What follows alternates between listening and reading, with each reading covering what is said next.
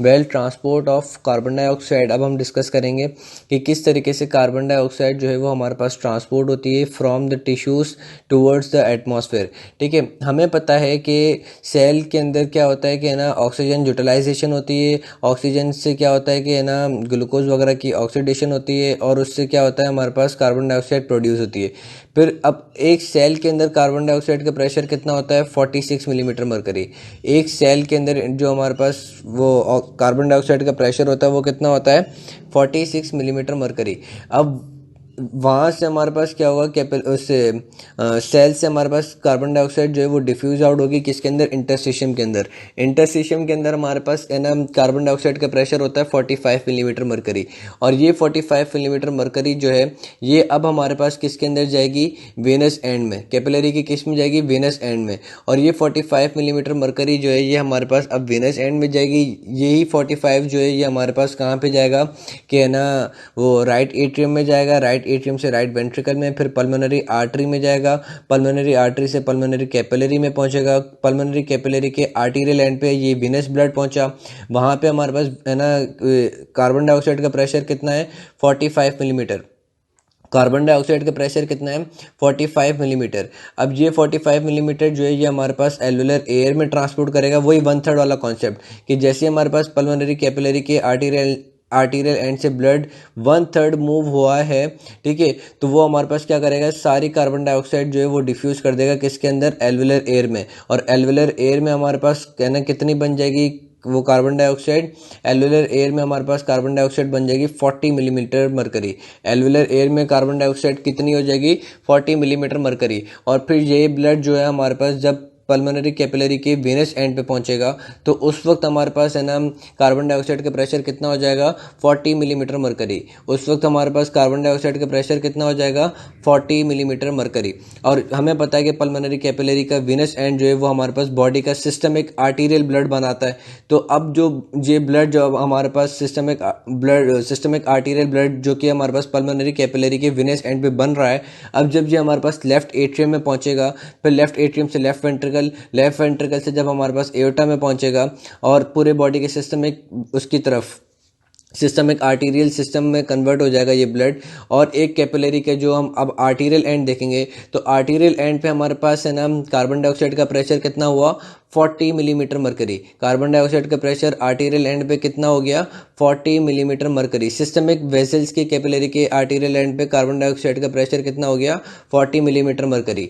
Tissues की तरफ कितना है, 46। इंटरस्टिशियम में कितना है, 45। वेनस एंड ऑफ कैपिलरी पे कितना है, 45। आर्टीरियल एंड ऑफ कैपिलरी पे कितना है, 40। ठीक है, तो ये हमारे पास एक जनरल है ना ट्रांसपोर्ट है किसका, कार्बन डाइऑक्साइड का। अब फर्दर किस तरीके से कौन कौन सी चीज़ें इसको लेकर जाएंगी वो हम डिस्कस करेंगे। Well, transport of carbon dioxide अब बहुत ज़्यादा इंटरेस्टिंग है कि किस तरीके से हमारे पास कार्बन डाइऑक्साइड जो है वो ट्रांसपोर्ट होगा। जनरल साइकिल तो हमने देख ली थी, लेकिन अब देखेंगे किस तरीके से हमारे पास कार्बन डाइऑक्साइड जो है वो ट्रांसपोर्ट होगा। तो अब हमें देखना ये है कि कार्बन डाइऑक्साइड जो है वो हमारे पास 3 तरीक़ों से ट्रांसपोर्ट हो सकता है। एक तरीका ये है कि वो डिज़ोल्व हो जाए ब्लड प्लाज्मा में। दूसरा तरीका ये है कि थ्रू रेड ब्लड सेल्स के ये हमारे पास ट्रांसपोर्ट हो। दूसरा तरीका क्या है, through red blood sales in the form of bicarbonate ions, उनसे ट्रांसपोर्ट हो। तीसरा तरीका ये है कि हमारे पास कार्बन डाइऑक्साइड हीमोग्लोबिन के साथ कंबाइन हो जाए और दूसरे प्लाज्मा प्रोटीन के साथ कंबाइन होके फिर हमारे पास ये ट्रांसपोर्ट हो। कितने तरीके बता दिए, 3 तरीके। एक तरीका ये है कि वो हमारे पास डिज़ोल्व हो जाए ब्लड के प्लाज्मा में। दूसरा तरीका ये है कि वो हमारे पास रेड ब्लड सेल्स के थ्रू ट्रांसपोर्ट हो। तीसरा तरीका ये है कि वो हमारे पास हीमोग्लोबिन के साथ अटैच हो जाए या ब्लड के अंदर जो प्लाज्मा प्रोटीन है उनके साथ अटैच हो जाए। अब पहला तरीका अगर हम देखते हैं तो पहले तरीके के अंदर हमारे पास क्या होता है कि वो सिर्फ 3% ट्रांसपोर्ट कराता है। डिज़ोल्व फॉर्म में हमारे पास कार्बन डाइऑक्साइड कितना ट्रांसपोर्ट होता है, सिर्फ 3%। उसके बाद जो हमारे पास दूसरा जो ट्रांसपोर्ट है वो बहुत ज़्यादा इंपॉर्टेंट है कि हमारे पास जो बाइकार्बोनेट आयंस के अंदर बाइकार्बोनेट आयंस की फॉर्म में जो हमारे पास ट्रांसपोर्ट होगा कार्बन डाइऑक्साइड का, वो बहुत ज़्यादा इंपॉर्टेंट है।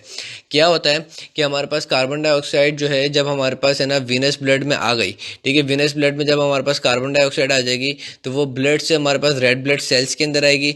रेड ब्लड सेल्स से क्या होगा कि कार्बन डाइऑक्साइड जो है वो वाटर के साथ कंबाइन हो जाएगा। प्लाज्मा के अंदर क्या होता है कि ये कॉम्बिनेशन बहुत ज़्यादा स्लो होता है, लेकिन जब ये कॉम्बिनेशन हम रेड ब्लड सेल्स के अंदर देखते हैं ये तो ये बहुत जल्दी क्विकली हो जाते हैं, बहुत क्विकली हो जाता है। ऐसा कौन सा है ना, ये मतलब वो हो गया मैजिक हो गया कि प्लाज्मा के अंदर तो यही कॉम्बिनेशन घंटों, बस घंटों में हो रहा है। और है ना ये कॉम्बिनेशन जब हम CO2 का वाटर के साथ का कॉम्बिनेशन जब हम रेड ब्लड सेल के अंदर देख रहे हैं तो वो फटाफट हो रहा है। तो चक्कर ये है कि जो रेड ब्लड सेल है उसके पास एक एंजाइम है जिसको हम कहते हैं कार्बोनिक एनहाइड्रेज। कार्बोनिक एनहाइड्रेज वो क्या करेगा, वो CO2 को वाटर के साथ मिला देगा और हमारे पास क्या बना देगा, कार्बोनिक एसिड। अब कार्बोनिक एसिड जैसे ही हमारे पास टूटेगा तो वो हमारे पास क्या बन जाएगा, कार्बोनिक एसिड जैसे हमारे पास टूटेगा तो हमारे पास क्या बन जाएगा, है ना, H पॉजिटिव आइन और बाइकार्बोनेट आइंस। ये H पॉजिटिव आइंस जो मैंने बताया था कि टिश्यूज़ के अंदर एसिडिटी बढ़ जाती है कि तो हमारे पास क्या होता है कि ऑक्सीजन जो है वो हेमोग्लोबिन से निकल जाता है और फिर H पॉजिटिव आइन जो है वो हेमोग्लोबिन के साथ अटैच हो जाता है। तो वो H पॉजिटिव आइन कहाँ से रहते हैं, वो यहाँ से आते हैं कि H पॉजिटिव आइन जैसे ही हमारे पास कार्बोनिक एसिड से टूटेंगे तो वो हमारे पास क्या करेंगे, वो हेमोग्लोबिन से अटैच हो जाएंगे और हेमोग्लोबिन को बोलेंगे चल बेटा अब तू ऑक्सीजन को रिलीज कर टिश्यूज़ की तरफ हमें देना है, देर हो रही बहुत, ठीक है। तो हमारे पास ये जो H positive ions carbonic acid से आए हैं वो क्या होंगे, वो हमारे पास अटैच हो जाएंगे किसकी तरफ, हेमोग्लोबिन की तरफ। और बाइकार्बोनेट आइंस जो हैं वो हमारे पास रेड ब्लड सेल्स के अंदर एक्यूमुलेट होते रहेंगे। फिर क्या होगा कि बाइकार्बोनेट आइंस बहुत ज़्यादा एक्यूमुलेट हो जाएंगे किसके अंदर, रेड ब्लड सेल्स के अंदर। तो रेड ब्लड सेल्स बोलेंगे चल बस बस कर भाई, थक गया मैं तेरे को ले लेके, अब मुझे है ना वो दूसरा कोई सहारा दे। तो वो क्या करेगा कि बाइकार्बोनेट आइंस जो है वो हमारे पास रेड ब्लड सेल्स से ट्रांसपोर्ट हो जाएगा किसकी तरफ, प्लाज्मा के अंदर। और प्लाज्मा से जो क्लोराइड आइंस हैं वो हमारे पास ट्रांसफर हो जाएंगे किसके अंदर, रेड ब्लड सेल्स के अंदर। इस चीज़ को हम कहते हैं क्लोराइड शिफ्ट। क्लोराइड शिफ्ट में क्या हो रहा है कि बाइकार्बोनेट आइंस जो हैं वो हमारे पास ड्यू टू इट्स ना more concentration in red blood cells वो हमारे पास ट्रांसपोर्ट होंगे किसकी तरफ, टुवर्ड्स इट्स लो कंसंट्रेशन यानी कि प्लाज्मा की तरफ। बाइकार्बोनेट आइंस हमारे पास रेड ब्लड सेल से निकल के प्लाज्मा की तरफ आ गए अलॉन्ग इट्स कंसंट्रेशन ग्रेडियंट। और हमारे पास क्लोराइड आइंस प्लाज्मा में ज़्यादा थे, रेड ब्लड सेल में कम थे। तो विनस ब्लड में जो रेड ब्लड सेल होगा, विनस ब्लड मीन्स कि हमारे पास जिसमें उसके जो रेड ब्लड सेल्स हैं उसमें हमारे पास हेमोग्लोबिन जो होगा वो डीऑक्सीजनेटेड है, ठीक है।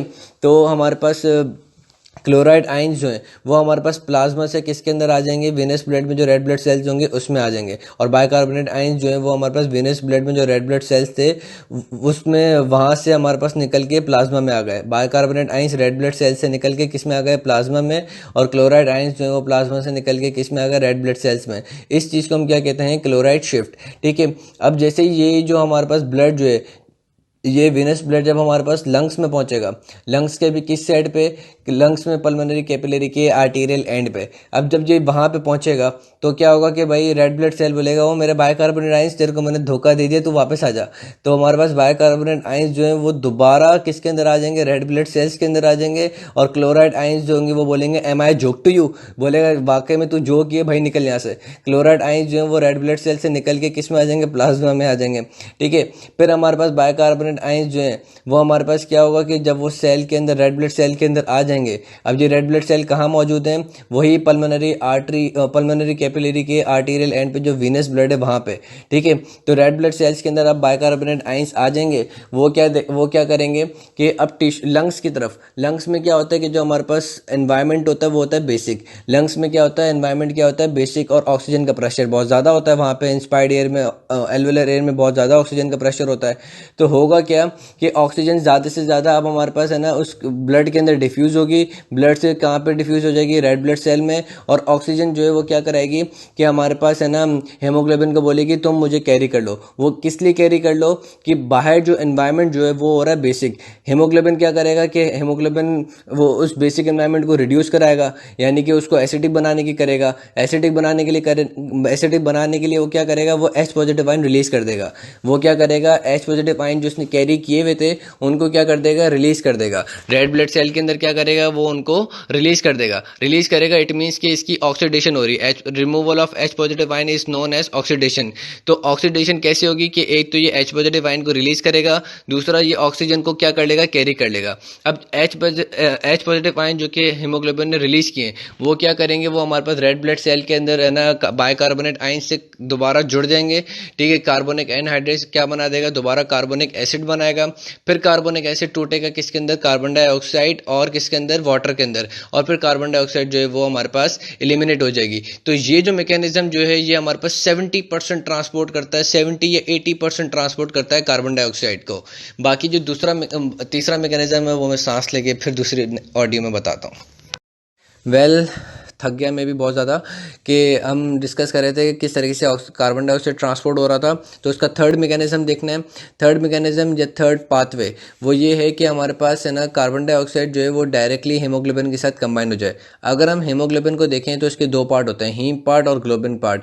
हीम पार्ट में आयरन होता है और आयरन के साथ जो होता है वो ऑक्सीजन कनेक्ट होता है। लेकिन जो हमारे पास ग्लोबिन पार्ट जो है, ग्लोबिन पार्ट के साथ हमारे पास कार्बन डाइऑक्साइड किसी भी अमाइनो एसिड के साथ है ना कंबाइन हो जाएगा और फिर उस ग्लोबिन पार्ट के साथ हमारे पास कार्बन डाइऑक्साइड की ट्रांसपोर्ट होती है। ठीक है, तो कार्बन डाइऑक्साइड हमारे पास हीमोग्लोबिन के किस पार्ट पर अटैच होता है, ग्लोबिन पार्ट पे, और ऑक्सीजन जो है वो हीमोग्लोबिन के किस पार्ट पे अटैच होता है, हीम पार्ट पे। फिर हमारे पास जैसे ही कार्बन डाइऑक्साइड इस हीमोग्लोबिन के ग्लोबिन पार्ट से अटैच हो जाएगा तो ये हमारे पास बन जाएगा कार्ब हीमोग्लोबिन। क्या बन जाएगा हमारे पास, कार्ब अमाइनो हीमोग्लोबिन। ठीक है, और ये हमारे पास कंबाइन होके ये हमारे पास है ना लंग्स के मतलब लंग्स में जाएगा और वहाँ पे ये टूट जाएगा, कार्ब अमाइनो हीमोग्लोबिन टूट जाएगा। ठीक है, उसी रेड ब्लड सेल्स के अंदर ही टूट जाएगा 70%। तो वैसे मतलब जैसे बाइकार्बन फॉर्म में चले गया, 30% जो है ये हमारे पास कार्ब अमाइनो हीमोग्लोबिन जो है वो टूटेगा और फिर वो टूट के क्या दे देगा, कार्बन डाइऑक्साइड देगा। कार्बन डाइऑक्साइड जो है एलिमिनेट हो जाएगी। ठीक है, साथ साथ में प्लाज्मा प्रोटीन्स के थ्रू भी, जो प्लाज्मा के अंदर प्लाज्मा प्रोटीन्स होते हैं जैसे कि पर्टिकुलरली एल्ब्यूमिन के थ्रू भी ये हमारे पास कार्बन डाइऑक्साइड ट्रांसपोर्ट होता है, लेकिन ये बहुत रेयर केसेस है। तो ये हमने देखा था कि किस तरीके से कार्बन डाइऑक्साइड ट्रांसपोर्ट हुआ। अब हमें एक चीज़ देखनी है कि वो है कि हेलेंडी इफेक्ट। वो हेलेंडी इफेक्ट है, पता नहीं क्या इफेक्ट है, साले का नाम मैं चेक करूं यार, ये हेलेंडी इफेक्ट, ये नहीं हाल्डेन इफेक्ट। क्या इफेक्ट है, हाल्डेन इफेक्ट। हाल्डेन इफेक्ट क्या है, क्या ये हमारे पास हाल्डेन इफेक्ट अपोजिट है बोहर इफेक्ट का। बोहर इफेक्ट में क्या था कि हमारे पास ज़्यादा कंसंट्रेशन थी किसकी, कार्बन डाइऑक्साइड की, और H पॉजिटिव आयन की वो क्या करवा रही थी, ऑक्सीजन डाइसोसिएशन कर्व को तोड़वा रही थी, यानी कि ऑक्सीजन को है वो ज़्यादा से ज़्यादा तोड़वा रही थी हीमोग्लोबिन से। और ये जो हाल्डेन इफेक्ट है ये हमारे पास लंग्स में ऑपरेट होता है, बोहर इफेक्ट टिश्यूज़ पे ऑपरेट हो रहा था। हाल्डेन इफेक्ट लंग्स में ऑपरेट होगा, वो क्या करेगा, ये कहता है कि भाई आपके पास जितना ज़्यादा बेसिक एनवायरनमेंट होगा तो उतना ज़्यादा जो है कार्बन डाइऑक्साइड हीमोग्लोबिन से टूटेगी और वो आपको है ना ट्रांसपोर्ट करने में हेल्प हो जाएगी। जितना ज़्यादा लंग्स के अंदर बेसिक एनवायरनमेंट होगा तो हमारे पास हीमोग्लोबिन क्या करेगा कि H पॉजिटिव आयन रिलीज कराएगा और वो H positive ion bicarbonate ions के साथ मिलकर कार्बोनिक एसिड बनाएगी और कार्बोनिक एसिड टूट के कार्बन डाइऑक्साइड देगा और वो एलिमिनेट हो जाएगी। ठीक है, तो हाल्डेन इफेक्ट से क्या होता है कि हमारे पास इजीली ट्रांसफर होती है कार्बन डाइऑक्साइड की ड्यू टू बेसिक एनवायरनमेंट। दूसरा cause due to increase concentration of oxygen. हमारे पास लंग्स में क्या होता है कि बहुत ज़्यादा प्रेशर होता है किसका, ऑक्सीजन का, तो वो क्या करेगी, वो हमारे पास है ना वो उसको हीमोग्लोबिन से क्या करेगी कि कार्बन डाइऑक्साइड को तोड़वा देगी और कार्बन डाइऑक्साइड को एलिमिनेट करवा देगी और खुद जो है ऑक्सीजन जो वो हीमोग्लोबिन के साथ कंबाइन हो जाएगी। तो इस चीज़ को हम क्या कहते हैं, हेल्डेन इफेक्ट।